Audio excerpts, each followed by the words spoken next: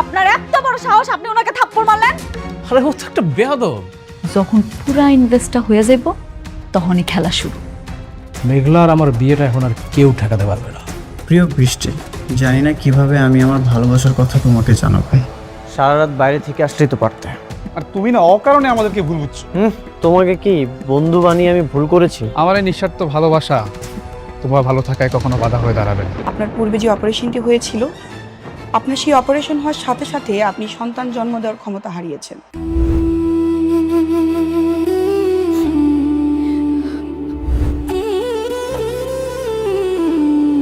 বৃষ্টি, ও অনেক ক্ষুধা পেয়েছে, চল একসাথে বসে খাবো, চল।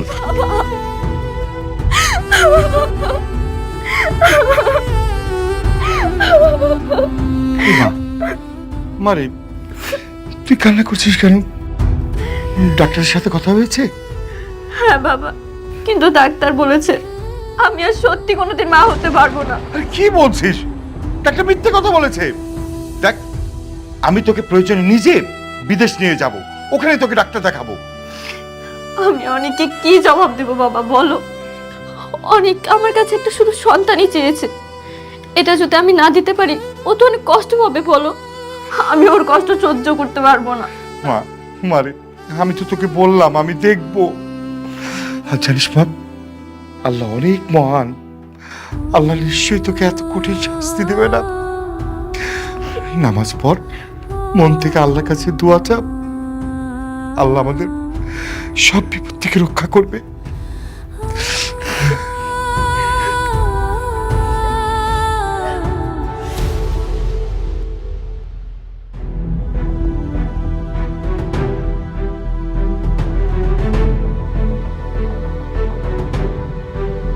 ফকিন্নির বাচ্চা, এত বড় একটা কোম্পানির মালিক হয়ে গেল। কি দরকার ছিল এত দাম দেওয়ার লেগে সোনার নেকলেস কেনার? 10 লাখ টাকা দিয়া নেকলেস কেনার কোনো দরকার ছিল? আমি এত দাম দিয়ে কেন কিনেছি এটা আপনি তো জানেন। আরে ওই বস্তির ফকিন্নির লেগা একটা কম দামি জিনিস কিনা দিলে হইতো। খামাখা তুমি এতগুলো টাকা নষ্ট করলা বাবা। বাবা, চাষি কিন্তু খারাপ বলেনি, ওরে একটা নকল কখনো দিয়ে দাও। আর এইটা আমার মেয়ের জন্য রেখে দাও, ও কিন্তু নকল কখনো বলবে না। আপনারা সামান্য এই 10 লাখ টাকার কথা ভাবতেছে, ওই রকম শত শত নেকলেস কিনতে পারে। ওই ফকিন্নির লেগে তুমি 10 লাখ টাকা দিয়া সোনার নেকলেস কিনছো। কই আমার মায়ের লেগে তো তুমি 10,000 টাকা দিয়ে একটা কিছু কিনে দাওনি বাবা। আপনাদের মেয়ের কথা বাদ দেন তো, শুনেন, এখন শুধুমাত্র মেঘলার কথা ভাব।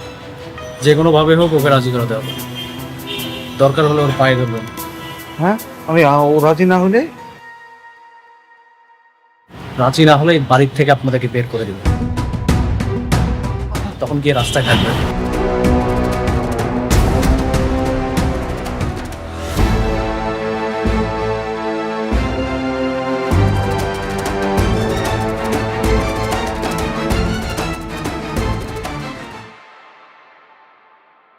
কি ব্যাপার আপনি? আপনারা না আমি কইছি আপনার কাজ না থাকলে আমার অফিসে আইবেন না। আপনি তো আইছেন লগে করে আবার হ্যাগো লয়ে আইছেন। মতলবটা কি কোন তো? আপনার জন্য একটা গিফট নিয়ে এসেছি, আর এটা দেওয়ার জন্য আমরা আসছি। শোনো, অনেক দাম, 10 লাখ টাকা দিয়ে কিনছি। তুমি তো সারা জীবন বস্তিতে থেকে আইছো, এত দামি জিনিস কোনোদিন চোখে কি দেখছো? যে মানে আনছে যেহেতু, মানে ভালোবেসে আনছে তোর জিনিসটা নিয়ে নাও। ছেলেটার মনটা কিন্তু অনেক ভালো। আর এটা তোমাকে অনেক মানাবে, আমি অনেকগুলো দোকানে দেখে এটা দিয়ে এসেছি। সত্যি? ও আল্লাহ, এত দামি নেকলেস! আমি তো খুব খুশি হইছি। আমার অনেক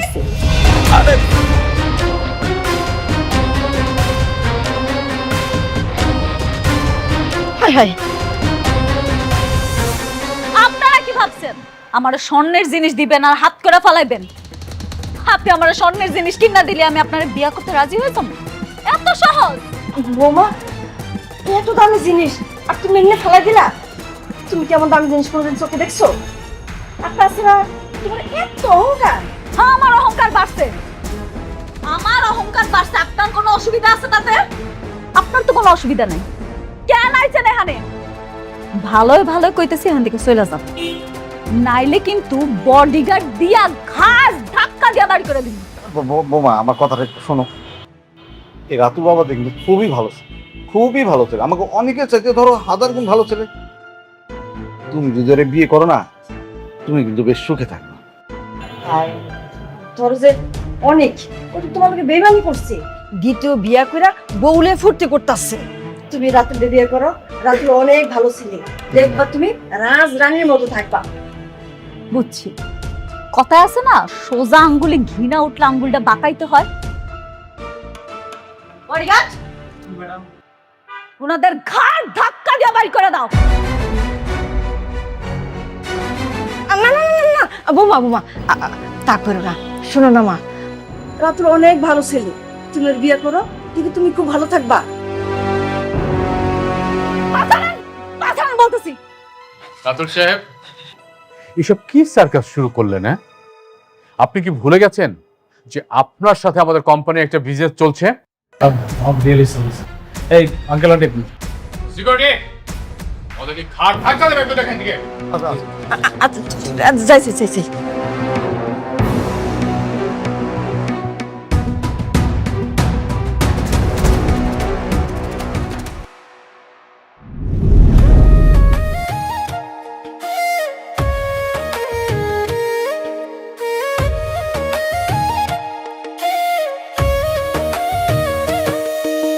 ভাগ্যগুনে পাইলাম তোমায়, ভাগ্যে তো আর রইলা না।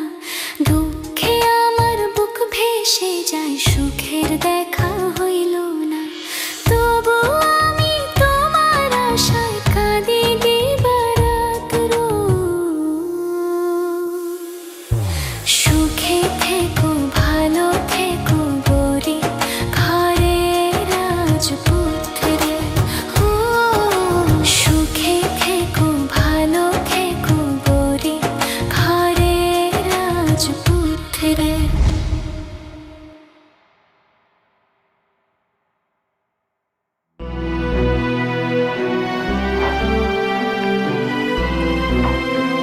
ফ্রেশ হয়ে গেছো?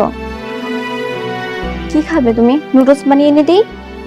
বৃষ্টি, বসো এখানে। আচ্ছা, একটা কথা বলো তো, তুমি আমাকে না বলে কেন ডাক্তারের কাছে গেছো? আমাকে বললেই তো আমি তোমাকে নিয়ে যেতাম। ভেবেছিলাম তুমি ব্যস্ত, এজন্য বলিনি। বৃষ্টি, এমন চিন্তা আপনার কখনোই করবে না। আমার আবার কিসের ব্যস্ততা? আমার যত ব্যস্ততা আছে সবকিছু তোমাকে নিয়ে। ঠিক আছে, আর কোথাও তোমাকে না বলে যাব না। চলো না, ডাক্তার তো নিশ্চয়ই বলেছে তুমি এখন মা হতে পারবে। যদি আমাদের সন্তান হয়, তখন সন্তানের নামটা তোমার নামের সাথে মিলিয়ে রাখবো। কেমন হবে বৃষ্টি? তুমি খুশি তো? হ্যাঁ, খুশি।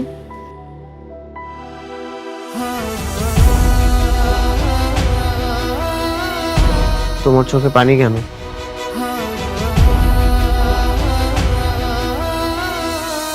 কই, এটা তো খুশির পানি। বৃষ্টি, হ্যাঁ বাবা। আসবো? হ্যাঁ আসো। বৃষ্টি, ও তুমি, হ্যাঁ তুমি অফিস থেকে কখন আসলে? এই তো কিছুক্ষণ হবে। আচ্ছা শুনো, আজকে রাতে আমার একটা প্রোগ্রাম আছে। কিসের প্রোগ্রাম বাবা?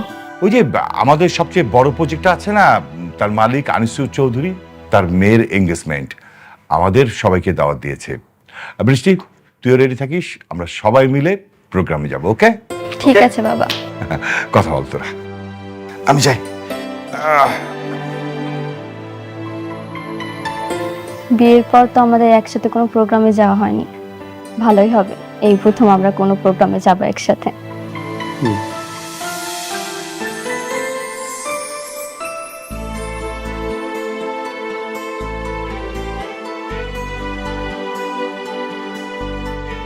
কিরে মা, কি করতেছস? কিছু না আব্বা, কয়টা ছবি দেখতেছিলাম। ও ভালো। মারে, এই তোর একটা কথা কইতে চাইছিলাম, কমু? হ আব্বা, কও কি কথা? না হয়েছে কি, ওই অনেকেই তো মনে কর 2 বিয়া কইরা সংসার করতেছে, 2 বউর সাথে মিলমিশও আছে। তো বলছিলাম যে তুই যদি ক্ষমা কইরা দে একসাথে। আব্বা আমি পারবো না। আমি আমার স্বামীর ভাগ অন্য কাউরে দিতে পারতাম না। তুই মাইনা না নিলে কি হইব? সে তো ঠিকই আর একটা বউ নিয়ে দিব্যি সংসার করতেছে। করতেছে, আমার পিঠ পিছে করতেছে, আমার সামনে তো আর করতেছে না। আমরা 2 সতীন মিলে এক লগে সংসার করুম জীবনে। তাহলে তুই কি করবি? তোর জীবনটা কি এমনি যাইব নাকি? আর কয়দিন পরে তোর সন্তান জন্ম নিব, তার পরিচয় কি করবি তুই? একটা না একটা উপায় ঠিকই হবে আম্মা। আর তো কিছুদিন, আমার এই সন্তানটা জন্মের পর আমি ওর ডিভোর্স দিয়ে দিব। মারে, তুই আমাকে ভুল বুঝিস না, আমরা তোর একটু সুখী দেখতে চাই।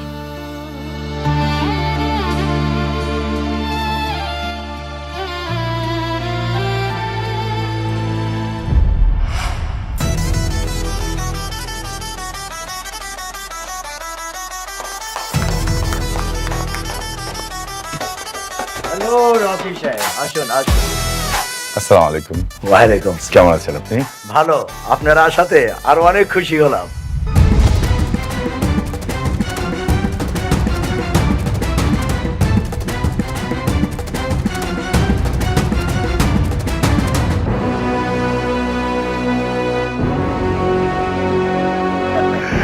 আচ্ছা, পরিচয় করে দিচ্ছি, এ হচ্ছে অনিক, আমার মেয়ে বৃষ্টি, তার জামাই। আমার সমস্ত ব্যবসা বাণিজ্য আমার অনেকই দেখে। হ্যালো ইয়ং ম্যান, অল্প বয়সে অনেক বড় দায়িত্ব নিয়েছো, একদিন অনেক বড় হবে। দোয়া করবেন আঙ্কেল। হ্যাঁ, দোয়া তো অবশ্যই করব। হ্যাঁ রকি সাহেব, আমার মেয়ের সাথে আপনাকে পরিচয় করে দিচ্ছি। শিওর। নীলা, এদিকে আয় তো মা।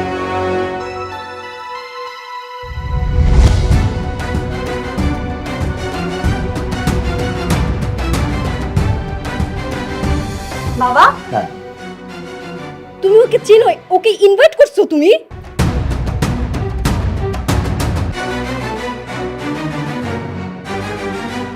তুই কি ওকে চিনতি?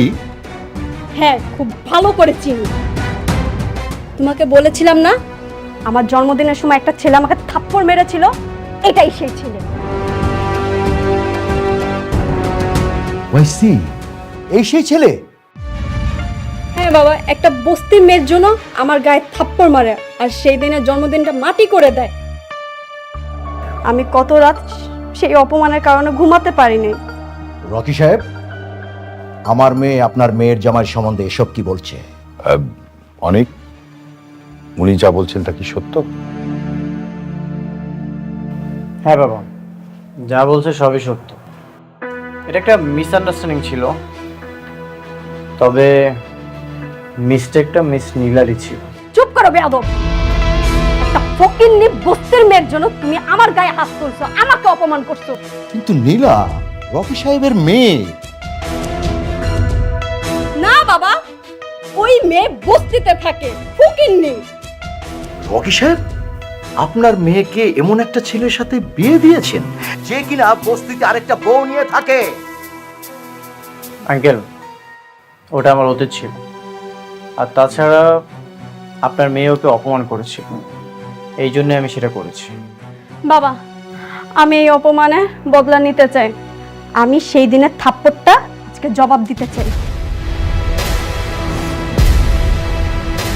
ঠিক আছে, তোকে যেমন থাপ্পড় মেরেছে তুইও পাল্টা থাপ্পড় দিয়ে দে, ব্যাস। ওয়েট ওয়েট, প্লিজ দেখুন, অনেক তো বললো যে একটা ভুল বুঝাবুঝি হয়ে গেছে, আজকে এক শুভক্ষণে এই কাজটা না করলে হয় না।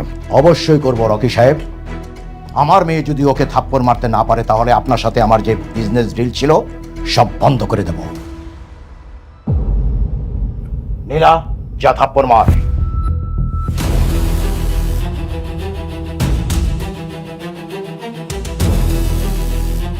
হাত ছাড়ো আমার।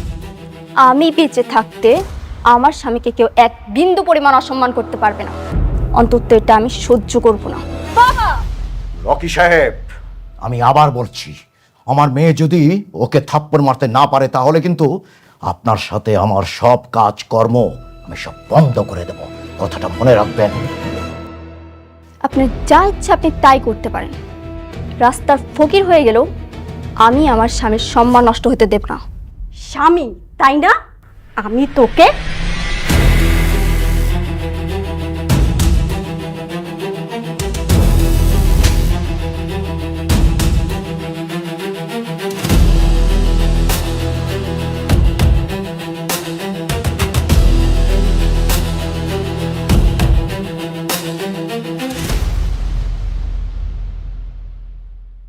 বিজনেস বিজনেসের জায়গায়, আর আত্মসম্মান আত্মসম্মানের জায়গায়। আপনারা আমাদেরকে এখানে ইনভাইট করেছেন, আর ইনভাইট করে এনে আমাদেরকে অপমান না করলেও পারে। বৃষ্টি, চলো। দেখুন, আমি তো আপনাকে বলেছিলাম যে ছোটখাটো বিষয় নিয়ে এই ঝামেলাটা না করলেই পারতেন, শুনেন নাই। আসি, আসসালামু আলাইকুম।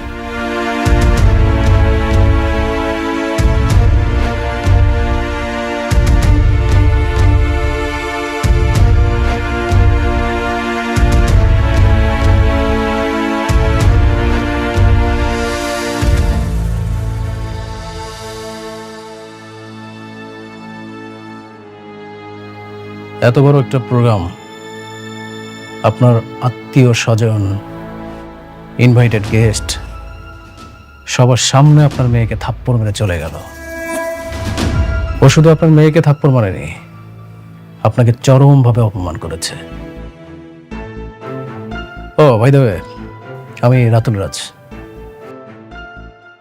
রাতুল, আমি তোমার সম্বন্ধে সব খোঁজ খবর নিয়েছি। তুমি শালিমা গ্রুপ ইন্ডাস্ট্রি যে ভালোই কাজ করছো। আচ্ছা রাতুল, আমি যদি তোমাকে কাজ দিই তুমি কি কাজ করবে? কোর্স অবশ্যই করব। তাহলে ওই ছোট লোকের বাচ্চাকে যেই কাজটা দিয়েছিলাম সেই কাজটা আমি তোমাকে দিতে চাই। কিন্তু ওরা তো এমনিতেই শালিমা গ্রুপের কাজ না পেয়ে অনেক চাপে আছে, এখন তো ওদের অনেক সমস্যা হবে। আমি চাই ওরা পথের ফকির হয়ে যাক। বাবা, আমিও চাই ওরা পথের ফকির হোক। বাবা please. Your right, clever girl, ও ঠিক বলেছে। তাহলে ডেল। ঠিক।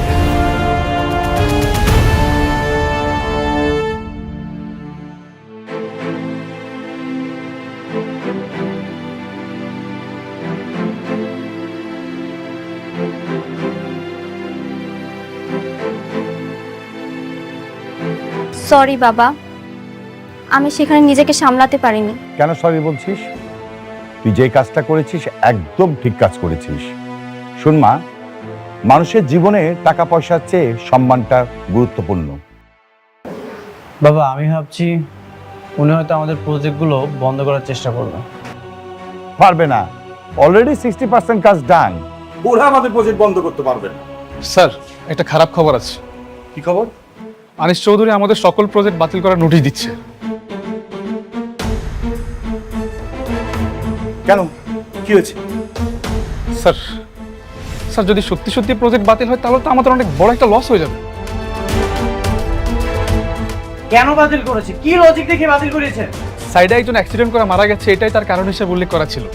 তারা এটাও বলেছে আমাদের কাজের মান ভালো নেই, আর ইত্যাদি বেশ কিছু কারণ দেখিয়ে তারা প্রজেক্ট বাতিল করেছে। আমি জানতাম এমন কিছুই করবে।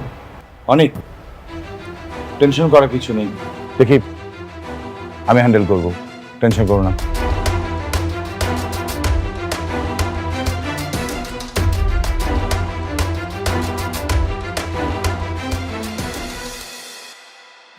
না, আমাদের ফকির হলে চলবে না, যেভাবে হোক আমাদের একটা উপায় খুঁজে বের করতে হবে।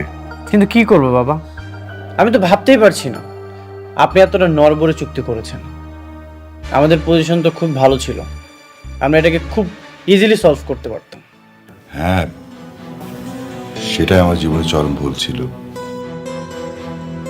আচ্ছা অনিক, বাবা তোমাকে একটা কাজ করতে হবে। কি কাজ বাবা? না মানে আমি শুনলাম যে সালিমা বিল্ডার্স কিছু নতুন প্রজেক্ট ক্লায়েন্ট থেকে দেবে, তো তুমি ওখানে গিয়ে যদি প্রজেক্ট বের করে আনতে পারো তাহলে এই প্রজেক্টগুলো দেখিয়ে আমি ব্যাংক থেকে লোন নিতে পারবো। এই বিষয়টা অবশ্য আমি বৃষ্টি জানবে না, আমি বৃষ্টিকে বলবো না।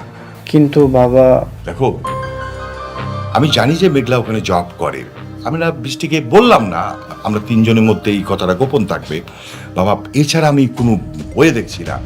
আর তাছাড়া আমাদের কোম্পানি এই কাজটা যদি না করে তাহলে ভীষণ বিপদের মধ্যে পড়ে যাবে। শালিমা বিল্ডার্স থেকে কি আমাদেরকে প্রজেক্ট দিবে? আর ওখানে তো মেঘলা আছে, ও নিশ্চয়ই কোনো না কোনো ঝামেলা করবে। বাবা আমার বিশ্বাস যে মেঘলা তোমাকে দেখলে অন্তত কোনো ঝামেলাই করবে না। তুমি যদি মেঘলাকে বুঝিয়ে বলতে পারো, আই হোপ যে ও রাজি হবে। কিন্তু বাবা খবরদার গরম মাথায় বলা যাবে না, খুব ঠান্ডাভাবে বলতে হবে। স্যার উনি তো তার সন্তানকে অস্বীকার করেছে, এটা নিয়ে তাদের মধ্যে অনেকবার ঝামেলাও হয়েছে। এই মুহূর্তে এরকম একটা প্রস্তাব নিয়ে যাওয়া কি ঠিক হবে? দেখো সাবির, এছাড়া তো ওয়ে নাই। আমরা যদি কাজ না পাই তাহলে আমাদের কোম্পানি তো পথে বসে যাবে। বাবা আমার মনে হয় তোমার যাওয়া উচিত।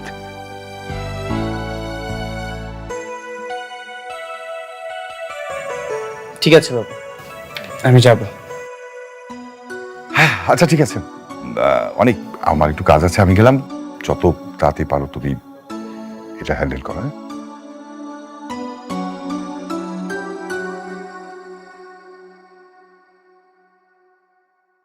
সাব্বির, চলো তাহলে আমরা যাই। Okay sir.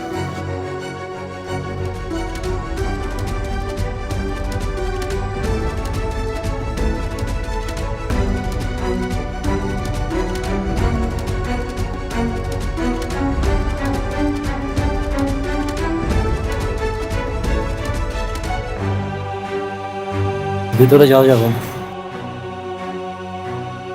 ভিতরে যাওয়া যাবে না অনুমতি ছাড়া।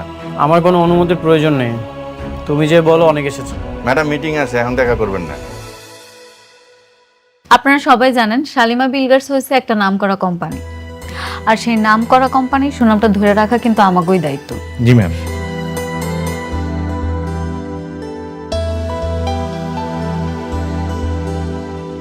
তুমি যে বলো অনেক এসেছে তাহলেই হবে।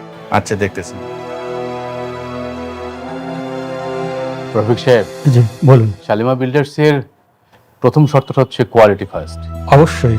আপনাকে অবশ্যই, শুধু আপনাকে না সবাইকে বলছি যে অবশ্যই আপনাকে ইট এবং সিমেন্ট বালুটা ভালো দিতে হবে। ম্যাডাম একজন লোক আসছে আপনার সাথে দেখা করতে। কি ব্যাপার, আপনি মিটিং মধ্যে চলে আসলেন? আপনি দেখতেছেন এখানে একটা মিটিং চলতেছে। স্যার ওনাকে বলছি, ওনার শুনতেছেন, ওনার নাসর বান্দা। যান ওনাকে ঘাট ধাক্কা দিয়ে বের করে দিন। ঠিক আছে স্যার, ওকে। হ্যাঁ, কি যেন বলছিলেন রমজান সাহেব?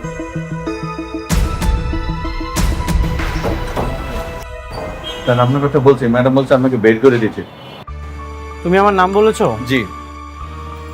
আমাকে বের করে দিতে বলেছে? ঠিক আছে, আমি কল দিচ্ছি। আচ্ছা কল দিয়ে দেখ।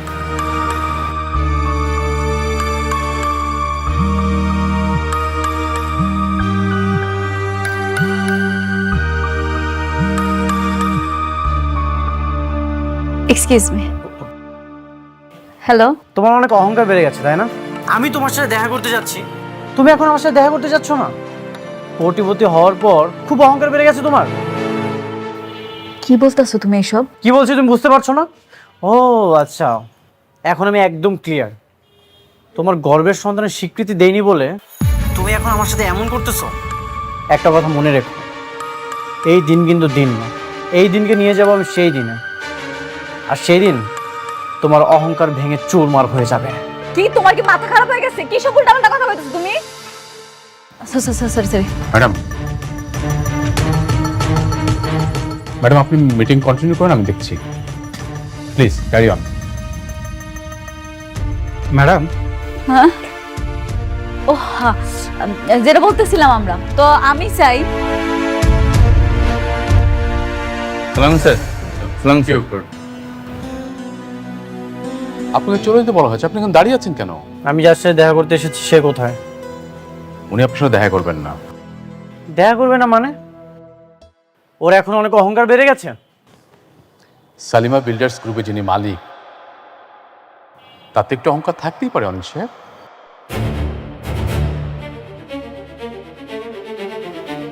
মালিক? মেঘলা শালিমা বিল্ডার্সের মালিক? কিন্তু মেঘলা তো গরিব, বস্তিতে। ওনারা হচ্ছেন ম্যাডামের পালিত বাবা মা। ম্যাডামের আসল পরিচয় হচ্ছে তিনি এই বিশাল কোম্পানির মালিক।